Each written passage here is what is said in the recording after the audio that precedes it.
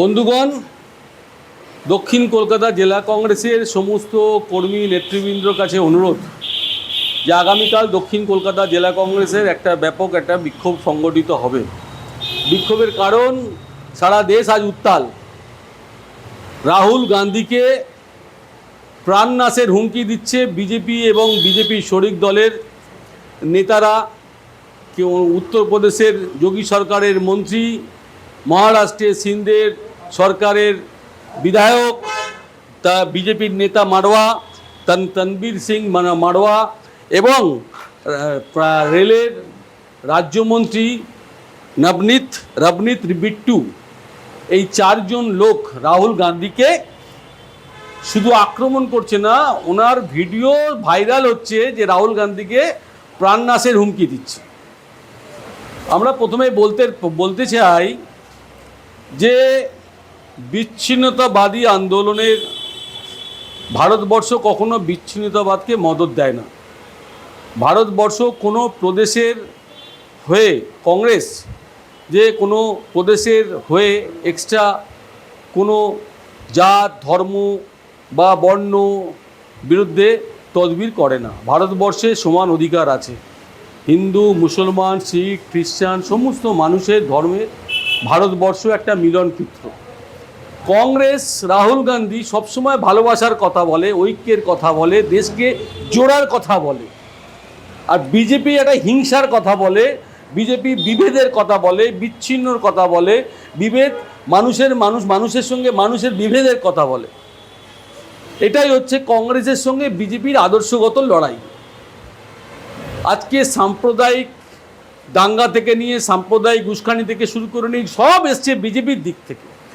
আমরা বিজেপির এই হুমকিকে আমরা মোটেই ভয় পাচ্ছি না, কিন্তু আমরা জনগণকে সচেতন করছি। কারণ কি, আমরা সিঁদুরে মেঘ দেখলে ডরাই। তার কারণ কি, আমাদের এই আরএসএস এর হাতে আমাদের মহাত্মা গান্ধীকে হত্যা হতে দেখেছে ভারতবর্ষের মানুষ।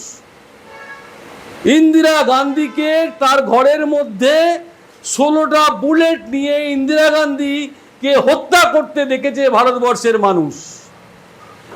তার ছেলে রাজীব গান্ধীকে ছিন্ন বিচ্ছিন্ন হতে হয়েছে মানব বোমায়। এখন আবার সেই থ্রেটনিং আসছে রাহুল গান্ধীর প্রতি। কেন?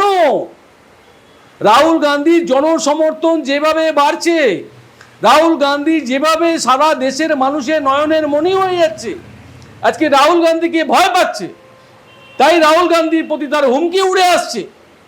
আমরা মনে করছি যে বিজেপি রাহুল গান্ধীর এই জনসমর্থনকে ভয় পাচ্ছে, আরএসএস এই জনসমর্থনকে ভয় পাচ্ছে। আজকে বলুন তো, আরএসএস এর প্রধান যে মোহন ভাগবতের এত সিকিউরিটির কিসের দরকার আছে?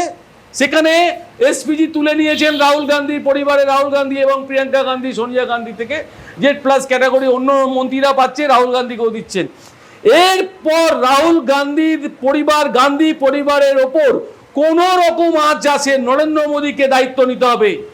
আজকে যেভাবে এই রঘুরাজ সিং মিনিস্টার, ইউপি গভর্নমেন্টের মন্ত্রী এবং বিজেপির যে রেল রাজ্যমন্ত্রী যেভাবে ভাষায় আক্রমণ করছে রাহুল গান্ধীকে, কোথায় নরেন্দ্র মোদী? কেন চুপ করে আছেন?